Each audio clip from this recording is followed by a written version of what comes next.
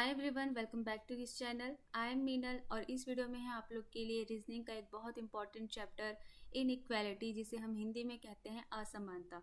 और जनरली ये जो बैंक एग्ज़ाम होते हैं, सभी bank exam, IPS, PO clerk और जितने भी इंश्योरेंस के एग्ज़ाम होते हैं उनमें इनके अधिकतर क्वेश्चन देखने को मिलेंगे। तो अगर आप लोग बैंक की तैयारी कर रहे हैं या कोई भी इंश्योरेंस पेपर एग्ज़ाम की तैयारी कर रहे हैं तो ये जो वीडियो है आप लोग के लिए बहुत यूज़फुल रहेगा। ठीक है, तो एंड तक देखेंगे, ज़्यादा लॉन्ग वीडियो नहीं है। धीरे धीरे हम सारे जो क्वेश्चंस के टाइप होते हैं, किस टाइप के क्वेश्चन आते हैं, सभी चीज़ कवर करेंगे। ठीक है, तो सबसे पहले आप ये जान लो, एकदम बेसिक जो मैं बता रही हूँ, इनइक्वालिटी मीन्स इस पूरे चैप्टर में आपको कंपेयर करना है। ठीक है, तो सबसे पहले ये चीज़ जान लो कि इसमें क्वेश्चन का फॉर्मेट कैसा होता है। तो क्वेश्चन में आपको आपके सामने क्या दिया जाएगा, एक स्टेटमेंट। ठीक है, एक स्टेटमेंट रहेगा जिसे हम हिंदी में कहते हैं कथन, और साथ में दिया जाएगा कंक्लूजन, जिसे हम हिंदी में क्या कहते हैं, निष्कर्ष। आपको इतना तो पता होगा। ठीक है, अब कथन में जो भी चीज़ कहा जा रहा है, ठीक है, कथन हमेशा क्या होता है, 100% ट्रू होता है। ठीक है, आपको इसको जज नहीं करना है, जो चीज़ कहा गया है वो आप मान के चलोगे 100% ट्रू है।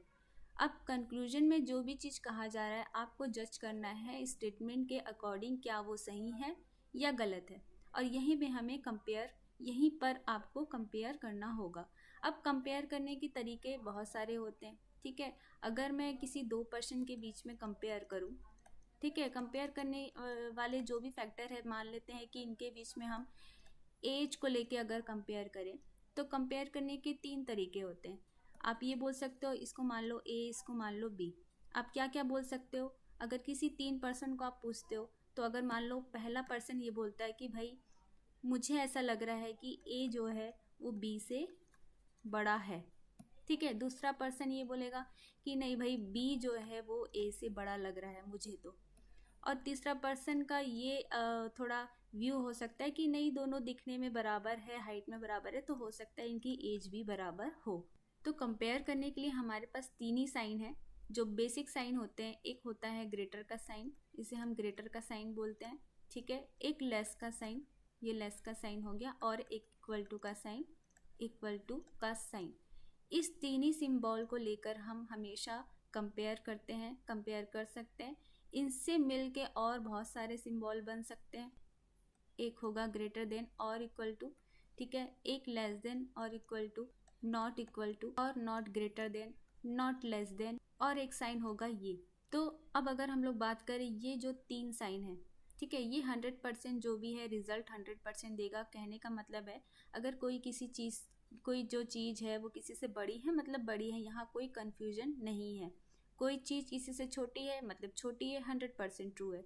ठीक है, कोई चीज़ किसी से बराबर है, किसी के बराबर है मतलब वो बराबर है, यहाँ पे कोई कन्फ्यूजन नहीं। लेकिन बाकी सारे जो यहाँ पे सिंबल आपको दिख रहे हैं ये हमेशा कन्फ्यूजन क्रिएट करते हैं, क्योंकि इनमें कोई भी फिक्स डेफिनेट आपको रिजल्ट नहीं मिलता। ठीक है, यहाँ पे दो चीज़ें हमेशा लेके यहाँ पे दो कंक्लूजन हमेशा आएंगे। जैसे कि यहाँ पे मैंने जो लिखा है ग्रेटर देन और इक्वल टू, तो यहाँ पे दो कंक्लूजन मिलता है कि या तो बड़ा हो सकता है या बराबर हो सकता है। वैसे लेस देन और इक्वल टू या तो छोटा हो सकता है या बराबर हो सकता है। तो किसी भी दो एलिमेंट्स के बीच में जब भी कंपेयर होगा, कंपैरिजन के लिए ये सभी साइन यूज होंगे। ठीक है, अब यहाँ पे पहली चीज़ आप समझ गए कि फॉर्मेट कैसा था। ठीक है, अब दूसरी चीज़ क्या है जो आपको ध्यान में रखना है कि यहाँ पे जितने भी सिंबल है अगर उनके बीच में कंपेयर किया जाए तो प्रेफरेंस किसे देना है, किस सिंबल को देना है, किस साइन को आपको फर्स्ट रैंक में रखना है, किसे सेकंड रैंक में रखना है, वो चीज़ हम यहाँ पे समझेंगे। अब देखो बेसिक जो साइन है वो क्या क्या थे, वो एक था ग्रेटर का, एक लेस का और एक इक्वल टू का। ठीक है, इसके बाद है ग्रेटर देन और इक्वल टू, लेस देन और इक्वल टू। अब स्टेटमेंट में आपके पास मोर देन टू वेरिएबल्स हो सकते हैं जिनके बीच में ये सभी साइन यूज हो सकते हैं। ठीक है, मान लेते हैं आपके पास 5 वेरिएबल्स है, ए बी सी डी और ई। ठीक है, सभी साइन है, यहाँ पे ग्रेटर का साइन भी है, ग्रेटर देन और इक्वल टू का भी है, इक्वल टू का भी है, ठीक है, और लेस देन का भी है। ठीक है, अब मान लेते हैं कंक्लूजन में कुछ इस तरीके से दिया गया है कि a इज इक्वल टू सी, ये पहला कंक्लूजन है। दूसरा ये है कि c is less than e। ठीक है, ये चीज़ आपको दो कंक्लूजन में दी गई है। तो अब आपको क्या करना है, कंक्लूजन फर्स्ट में जो कहा गया है आपको उसे स्टेटमेंट के अकॉर्डिंग देखना है, क्या वो ट्रू है या फॉल्स है। यहाँ ए और सी के बीच में कंपेयर किया जा रहा है, ये बोला जा रहा है कि दोनों बराबर है, दोनों इक्वल है, दोनों के बीच में इक्वल टू का साइन है, ठीक है। अब ए से हम कहाँ तक जाएंगे, सी तक जाएंगे, ठीक है। ए से सी तक सिर्फ इतने पार्ट तक हमें कंपेयर, इतने पार्ट को हमें फोकस करना है। लेकिन बीच में तो बी भी है और दो सिंबल यहाँ आ रहे हैं, एक आ रहा है ग्रेटर का और एक आ रहा है इक्वल टू का। अब इन दो जब सिंबल को आप कंपेयर करोगे तो फर्स्ट रैंक में किसे रखना है, सेकंड रैंक में किसे रखना है, यानी फाइनली हमें रिजल्ट क्या मिलेगा वो चीज़ आपको समझना है। तो आपको ये चीज़ ध्यान में रखना है कि ग्रेटर देन और इक्वल टू में जब भी ये तीन साइन आपको नज़र आए या तीनों में से कोई दो साइन आपको नज़र आए, आपको हमेशा ग्रेटर वाले साइन को फर्स्ट रैंक में रखना है, ठीक है। इसके बाद आपको रखना है ग्रेटर देन और इक्वल टू, इसको सेकेंड रैंक में रखना है। और उसके बाद लास्ट में ये वाला साइन आएगा, ये थर्ड रैंक में आ जाएगा, ठीक है। सेम चीज़ किस में अप्लाई होगी, लेस वाले जितने भी साइन है, यानी लेस देन और इक्वल टू। तो इसमें भी जब भी किसी स्टेटमेंट में ये तीन साइन आ जाए तो आपको प्रेफरेंस किसको देना है, ये वाले साइन को। ये फर्स्ट रैंक में आ जाएगा, ठीक है, ये सेकंड रैंक में आ जाएगा और ये थर्ड रैंक में आ जाएगा। अब आप इसको कैसे भी अपने तरीके से याद कर सकते हो, इसे फैमिली 1 दे दो या ग्रुप 1 का नाम दे दो, ठीक है, ये फैमिली 2 का नाम दे दो या ग्रुप 2 का नाम दे दो। इस तरीके से आपको याद करने में आसानी होगी, ठीक है। यानी फैमिली 1 में सारे सिंबल कौन कौन से हैं, ग्रेटर वाले साइन है, ग्रेटर वाले सिंबल है, और फैमिली 2 में लेस वाले साइन है, लेस वाले सिंबल है। तो ग्रेटर वाली फैमिली, जो ग्रेटर फैमिली है उसमें हमेशा जो सबसे बड़ा है उसी को हम फर्स्ट रैंक में रखेंगे, इसके बाद सेकंड में इसे रखेंगे और थर्ड में इसे रखेंगे। अब यहाँ पे देख लो, इन फैमिली 1 में से दो साइन यूज हो रहे हैं, एक ग्रेटर का साइन है और इक्वल टू का साइन है, ठीक है। तो सिंपल है, जो आप समझ चुके हो, तो यहाँ पे साइन सिंबल कौन सा यूज होगा, अब इनके बीच में ये वाला होगा। यानी रिजल्ट हमें क्या मिलना चाहिए कि ए बड़ा होना चाहिए किससे, सी से। लेकिन यहाँ क्या लिखा है कंक्लूजन में कि ए तो सी के बराबर है, यानी ये जो कंक्लूजन है वो गलत हो जाएगा। अब इसके बाद देख लो सेकंड जो कंक्लूजन लिखा गया है कि जब सी और ई के बीच में कंपेयर हो रहा है, यहाँ पे सी जो है वो ई से छोटा है, ठीक है। सी से ई तक हम जाएंगे और सी से ई तक जाने में फिर हमें क्या मिल रहा है, दो सिंबल मिल रहे हैं, कौन से, एक ग्रेटर देन और इक्वल टू और एक लेस देन। तो अब आप यहाँ पे देख सकते हो कि ये जो दोनों साइन है, दोनों सिंबल है, एकदम अपोजिट डायरेक्शन में, ठीक है। यहाँ तो बिल्कुल भी कभी भी कंपेयर नहीं किया जा सकता और एक कैसा कंक्लूजन है, एकदम कंफ्यूज कर देने वाला, ठीक है।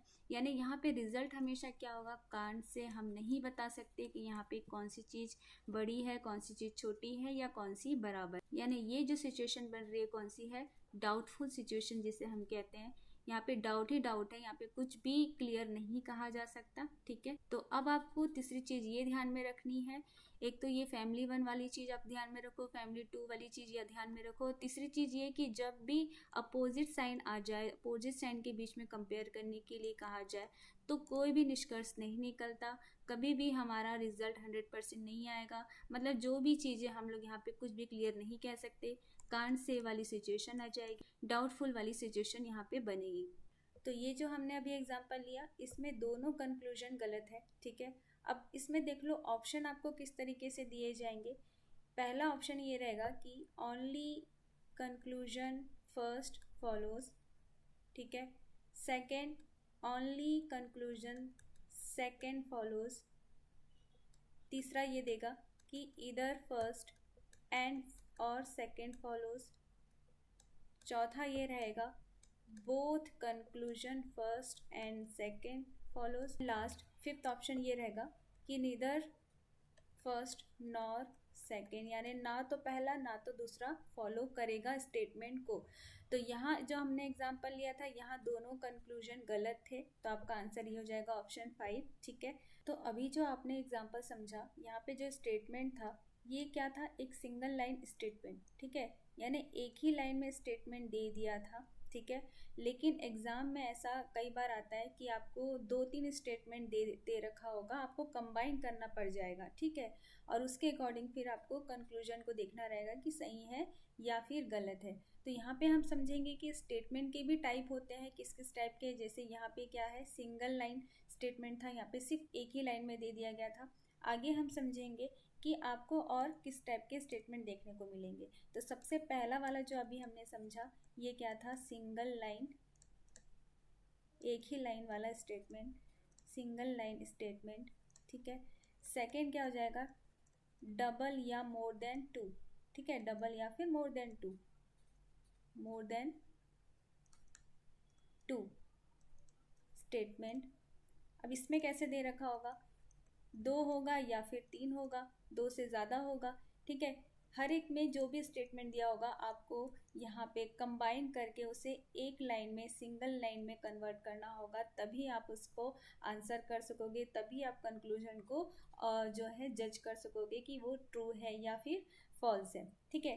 तीसरा यहाँ पे जो टाइप होगा वो होगा कोडेड फॉर्म में, ठीक है। और ये सबसे ज़्यादा जो है SBI जो बैंक एग्ज़ाम होते हैं उनमें ये इस टाइप के क्वेश्चंस आते हैं। कोडेड फॉर्म मतलब यहाँ पे आपके पास जो भी साइन है, जैसे ग्रेटर का साइन, लेस का साइन, ठीक है, इक्वल टू का साइन, ग्रेटर देन और इक्वल टू, लेस देन और इक्वल टू, ठीक है, इन सभी साइन को किसी ना किसी सिंबल से या दूसरे साइन से रिप्लेस किया जाएगा, ठीक है। जैसे ये कह दिया जाएगा कि ग्रेटर का साइन है @ लेस का साइन है हैश, ठीक है, लेस देन इक्वल टू का साइन है जो भी मान लो कुछ ऐसे डॉलर दे देगा, या ग्रेटर देन इक्वल टू का साइन ये कुछ भी दे सकता है, ठीक है। अब स्टेटमेंट कैसा रहेगा, इस तरीके से रहेगा, ना कि ये वाला साइन यूज़ करेगा। कौन सा साइन यूज़ करेगा, स्टेटमेंट में ये वाले सारे साइन यूज़ होंगे, ठीक है।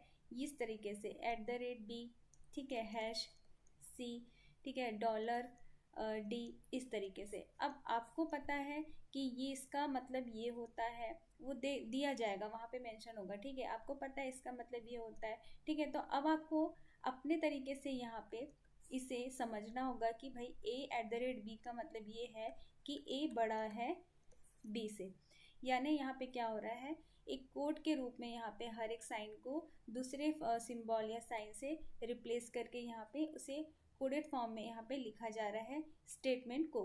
तो इस टाइप का स्टेटमेंट या क्वेश्चन थोड़ा सा कॉम्प्लेक्स हो जाएगा, बस आपकी प्रैक्टिस पे डिपेंड करता है। जितना क्वेश्चन इस तरीके से सॉल्व करोगे उतना जल्दी आपकी स्पीड भी बढ़ेगी और एक्यूरेसी भी। एंड नेक्स्ट फोर्थ फॉर्म क्या होगा, रिवर्स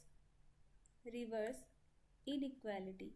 इसमें क्या होगा, देखो अभी तक आप लोग देखते आ रहे थे कि पहले स्टेटमेंट देता है उसके बाद फिर कंक्लूजन देता है, लेकिन यहाँ क्या होगा, कंक्लूजन पहले दे रखा होगा और स्टेटमेंट बाद में। एंड लास्ट एक फॉर्म बनता है फिल इन द ब्लैंक्स।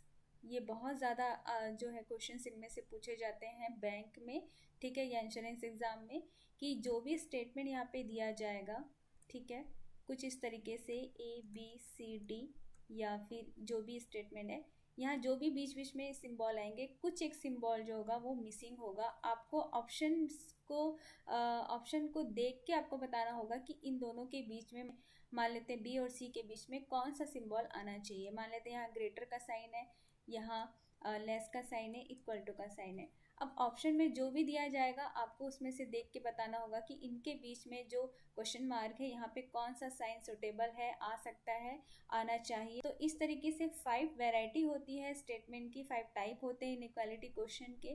पहला तो सिंगल लाइन, फिर डबल लाइन या मोर देन 2 लाइन, ठीक है, उसे आपको कंबाइन करके एक सिंगल लाइन में कन्वर्ट करके आंसर देना होता है, समझना होता है। थर्ड होता है कोडेड फॉर्म, ठीक है। फोर्थ होगा reverse inequality and last filling the blanks. तो स्टूडेंट्स अब नेक्स्ट क्लास में हम सिंगल लाइन स्टेटमेंट या फिर मल्टीपल लाइन स्टेटमेंट से रिलेटेड कुछ क्वेश्चंस करेंगे। So thank you so much, keep watching.